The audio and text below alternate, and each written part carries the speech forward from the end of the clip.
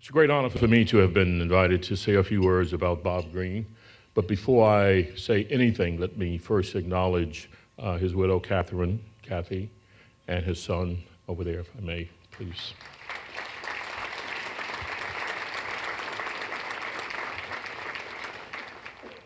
Bob was a towering figure in Newsday's proud history and a powerful influence on my career and the career of several generations of journalists on Long Island and all over the country. After he left Newsday, he was a standout professor at Hofstra University in Stony Brook. When Greene arrived at Newsday, to give you an idea how much he changed it, when Greene arrived at Newsday, it was a local adolescent newspaper struggling to perfect its journalism and to find its competitive place on Long Island. Bill Moyers, who was the publisher of Newsday in the mid-60s, said that when he arrived as publisher, Newsday was like a Western rodeo where the cowboys played the role of the beast. And I should tell you that the editors were the cowboys. Though Greene kept his Wild West touch, he almost single-handedly created modern investigative team reporting at Newsday and then helped spread it throughout all of journalism. He once led a national team of reporters who investigated the mob murder of Arizona reporter Don Bowles. Before discussing Greene's method briefly, I must say something about the man. Can't talk about Bob without talking about the man. For he was a very unique and colorful character with a great style and flair, those of you who knew him. In his young days, I'm told he looked like actor Tyrone Power, which some of you may remember. Most of you don't remember Tyrone Power. When I met him, he was no longer Tyrone Power. He had morphed into Sidney Greenstreet in his Maltese Falcon role. I won't tell you what the role was, but some of you would know. The cigarette, the longshoreman's nose, as well as that 150 kilos of Falstaffian girth, were all part of Greene's tough reporter image. Greene without these touches would be like H.L. Mencken without his cigar or his cowlicks. That said, Bob was a Matterhorn of a journalist. He was one of the most brilliant investigative reporters in the country and by far the most prolific. His pioneering effort, as Tony Marrow pointed out in an article for the Columbia Journalism Review, did not rely on government leaks. Greene was not a scavenger, as so many even investigative reporters were and continue to be. Greene tracked his own quarry and often killed it. Early on, before it was popular, his teams built its own databases, charted its own chronologies, traced the money, and connected the dots by venturing down every dark alley to knock on every single door. And those of us who worked for him we have the scars to prove it. While still an investigator for the New York Anti-Crime Committee, Greene helped Newsday win its first Pulitzer Prize, gold medal for public service to Long Island. In 1970, he won the second Pulitzer for writing about a land scandal in Babylon town. I will talk about his third in a second. Bob loved Long Island, and he proved it by serving as a Rottweiler of a watchdog on government. It wasn't personal. Several of the local politicians that Bob got indicted and sent to prison became his lifelong friends. Now that's a real talent.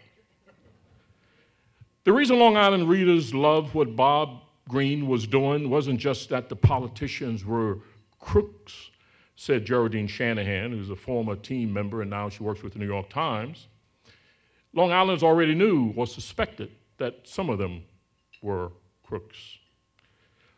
Long Islanders could read Greene's investigative stories, Shanahan said, and say, oh, that's how they did it.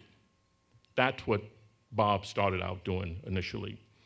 In short order, other newspapers, starting with the Boston Globe and the Providence Journal, beat a path to Newsday's door to learn the Greene method.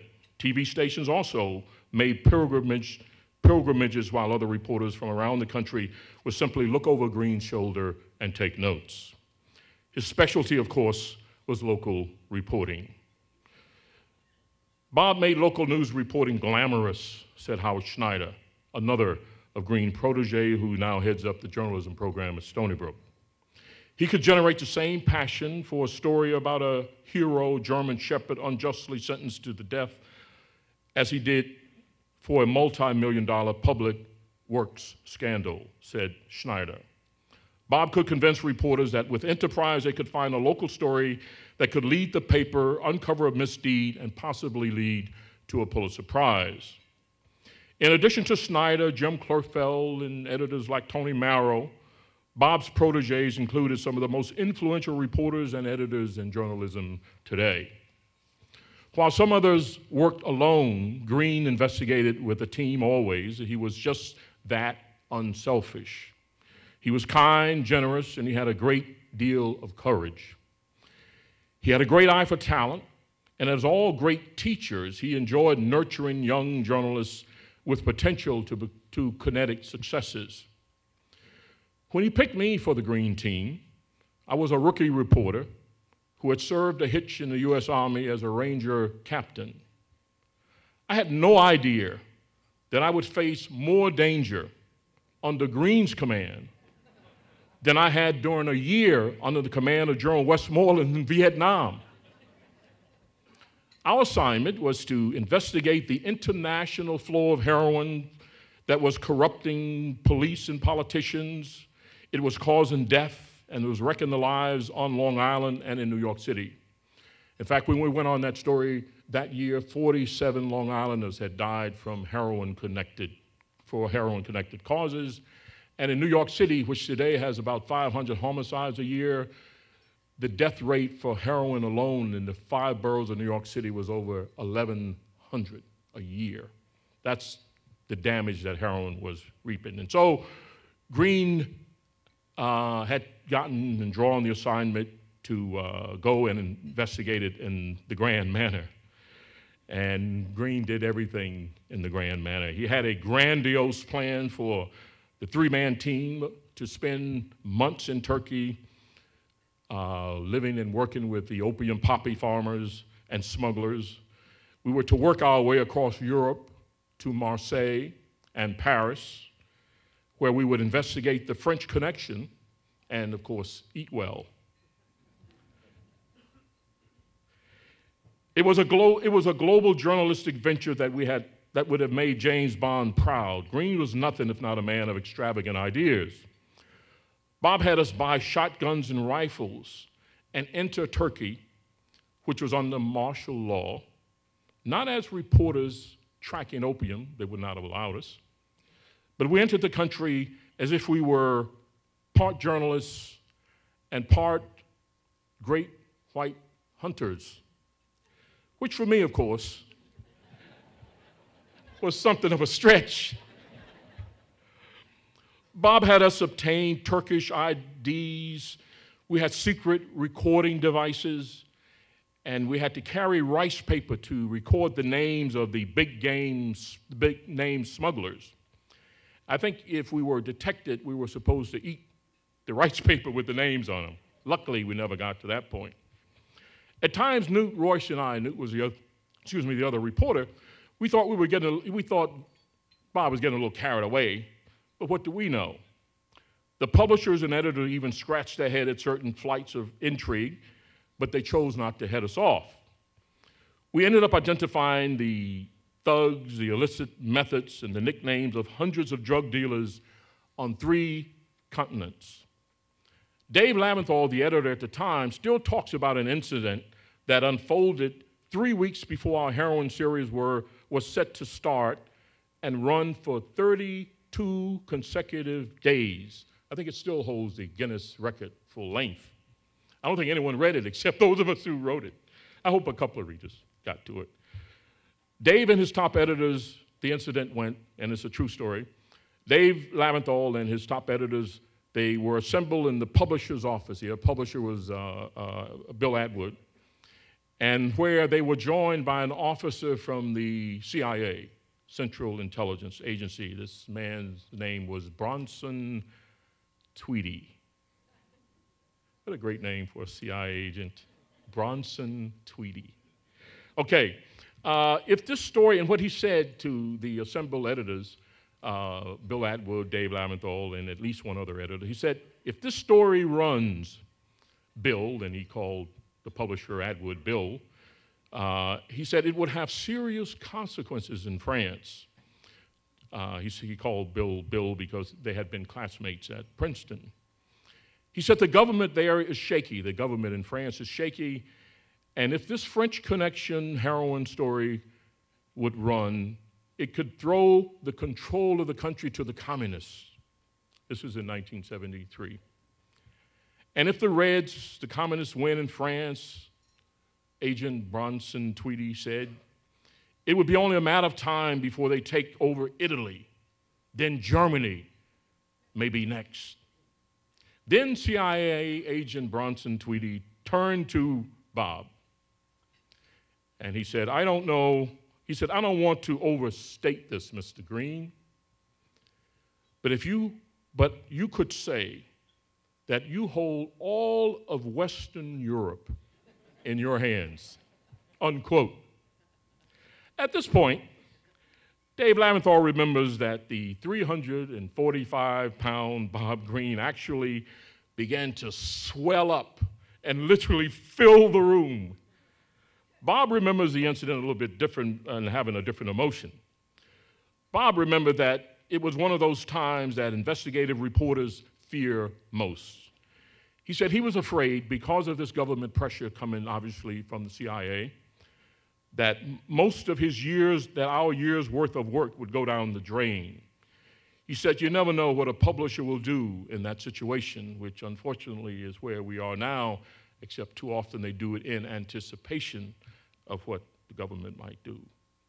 Newsday, of course, decided to go with the story, and it won a Pulitzer Prize. This was not the only time powerful officials would dog Greene bosses about his investigations. When Bob investigated a Florida land scandal involving one B.B. Rebozo, he attracted the heated attention of the target's friend, President Richard M. Nixon. Rebozo appeared to be buying and selling property in a way that benefited the sitting president of the United States. Bob had a super sensitive nose when it came to smelling out such political corruption. His investigation blazed a trail for other reporters to take on corruptions emanating from the Nixon White House. Every day during this particular series of stories on B.B. Rebozo, the Nixon White House would dispatch an aide from Washington to Newsday's office in Garden City. And as the story would roll off the press, this aide would read the story back to his bosses in Washington, probably Ehrlichman and Haldeman. The usual chain of Nixon-era reaction happened against the press. Complaints were filed by some local leadership politicians on Long Island. Bob Greene tax returns were audited. Dave Laventhal tax returns were audited. Greene made Nixon's version of the enemies list. Charges were filed against Newsday and denied. But the Rebozo series ran, and the story has stood the test of time. This is what Bob brought to journalism, not simply with the work he did, but those he inspired, those who worked for him, those who read him, those he encountered when he was a professor at those universities. Greene's journalism has stood the test of time as well. Newspapers would not likely finance and sustain his brand of journalism today, and the citizenry and the republic would be less well off without it. As you probably know, Greene died 15 days ago. Long Island and the world of journalism will miss Bob, as do all of us who had the great and honorable privilege of working with him. As with all great comets hurtling through space in their predetermined orbits, we will never again see the particular light that was Robert William Kevin Greene. Thank you.